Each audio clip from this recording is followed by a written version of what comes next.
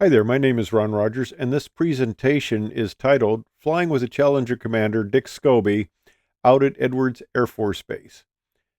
Now, Edwards Air Force Base was a really neat place to fly, especially back in the late 70s. Well, it's probably always been a neat place to fly, and it probably continues to be a neat place to fly, but I was out there in the late 70s, and it was a fun time.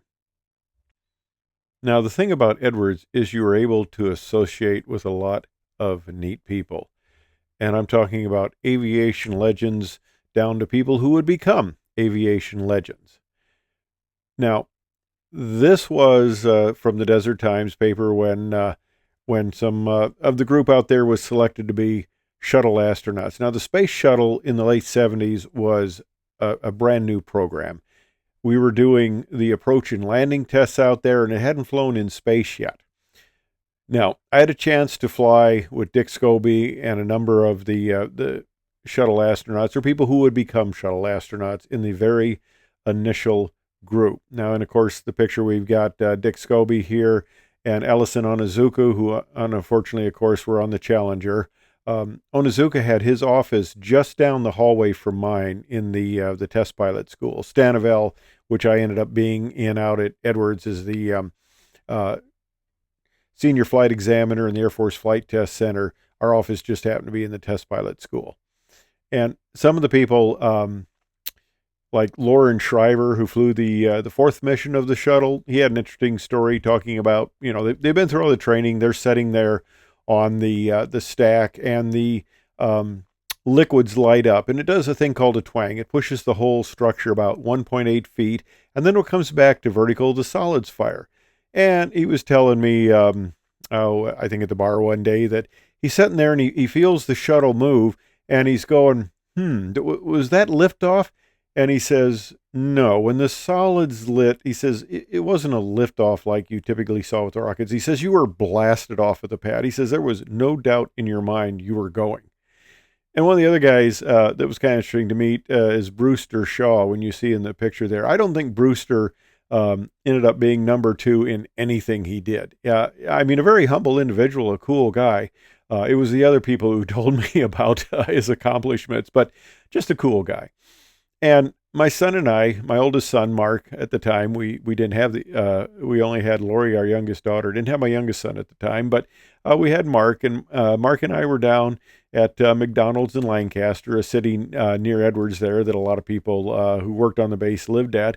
And Brewster Shaw and his son came in. And we said hello, and we chatted just a little bit, and we both had our little lunches there. And as Brewster Shaw and his son left, I said to my son, Mark, I said, he's just been selected as a space shuttle astronaut. He goes, cool. Well, years later, I'm out of the Air Force. I'm working as an airline pilot. And this was back when on national news, they broadcast the space shuttle launches live before they became more routine.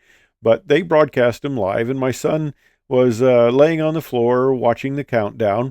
And I said to him, I said, remember that guy that we met in at McDonald's with his son, and I told you he was selected to be a space shuttle astronaut? And Mark says, yeah, I remember that. And I said, that's him in command of the mission there. And he goes, cool. Now, Dick was an interesting guy. He started out in the Air Force as an enlisted man. He was a reciprocating engine mechanic assigned to Kelly Air Force Base in San Antonio, Texas, and San Antonio is a great city to live in, and especially if you're in the Air Force. And he was assigned to that. Well, in his spare time, he got his college degree, got selected for Air Force pilot training, went to Vietnam, and came back, went to the test pilot school, and then one of his early assignments was involved with the X-24B lifting body program. Now, this program was a precursor to the space shuttle, getting a lot of the information on lifting bodies that they used to design the space shuttle. But this was kind of one of his major programs, and when I knew him, he had an advanced man vehicle patch on him. He was kind of the guy in charge of the advanced man vehicle programs. And there's Dick in the center with the Air Force cap on, and some of the other very interesting individuals also involved in this program. You may actually recognize some of them. But Dick was a cool guy. There was quite a pecking order out at Edwards, and the guys who were really senior and were secure in their positions, they treated the new guys pretty nicely. Some of the people that were more your contemporaries, and Dick was still quite a bit senior to being one of my contemporaries, but the guys who were your contemporaries, they didn't treat you the best. You were competition, but Dick, and I don't know if it's because he came through the enlisted ranks or what, but he was really nice to me. Now I got checked out in the T-38 out at Edwards, and I was a regular pilot, and they had a request for people who'd done functional check flights. Now, in the training command, if you wanted to be a functional check pilot, an FCF pilot, you had to go through a month-long training school, and then you were certified to do this, and this was your main job.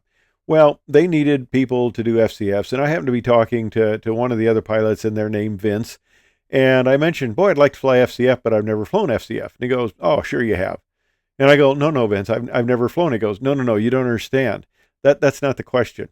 If they've asked you if you've flown it before, tell them you've flown it, but you need a little bit refreshment to get back in the groove. So okay, well, Edwards was a place that doesn't suffer fools gladly. You rose up, you took the challenge, or you kind of got left behind. So I said, okay, I'll give it a try. What do I have to lose? Well, I got my FCF checkout. I got the books. I read through them very thoroughly, and that's one thing I could do very well was read and absorb manuals and virtually memorize them. So I had the manual down, and I went out on a introductory flight, a refresher flight, and we did a full FCF profile, and okay, that's not too bad. So my first introduction to Dick was flying. He did my check ride on the FCF, and it went well, and he signed me off to be an FCF pilot. Now, Dick had a lot of interesting things in his background. He ended up flying the shuttle carrier, the 747. He was an instructor pilot on the 747 and also involved in the C5 program. But before we got to that point, we flew a few test missions together. We flew one that was especially notable because they wanted us to be a moving infrared target. They had a new missile that the F-15 carried, an AIM-9L. They did a captive carry, and what you did was you carried the missile on the fighter, and you had it lock on to you as the test aircraft, and then it acquired all the data and stuff to see how well the seeker head could track it.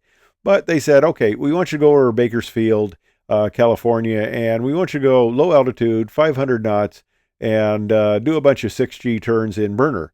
And that was kind of interesting because Bakersfield was outside of our test area, and that speed was a little higher than we were supposed to fly, but we looked over the test cards, and they were assigned by the appropriate people, so it was okay.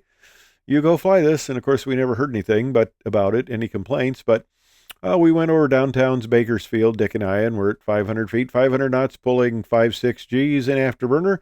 And he says, okay, that's good. Go out over the farmer's field. So we go out of the farmer's field, and we do the same thing over there. And he goes, okay, go over the residential areas. I want to get some data over the residential areas. So there we are at 500 feet, 500 knots, in burner, doing high G turns. There's a guy down there mowing his lawn. It was kind of hazy. Not really the best environment to be doing this. But it was kind of the way Edwards operated, at least at the time. I don't know if they can still do things like that today, but at the time, that's how they conducted the missions. And like I said, we had flown a number of missions together, and Dick was selected to be a shuttle astronaut. So one thing he needed before he went into NASA was he needed one last Air Force check ride in the T-38. And by this time, I had become the T-38 senior flight examiner in Stanival. So I gave Dick his last Air Force check ride before he went to NASA. And I remember standing with Dick next to the pop machine in test ops and talking to him about the shuttle, because it's a dangerous vehicle. And I said, are you concerned about that? It's a new vehicle. It's dangerous. And he goes, well, anytime you go more than 10 feet, 10 knots, you're risking your life. And of course, he was well aware of it. He wasn't any fool, but he says, it's a great program. It's the risk you take. It's where I want to be.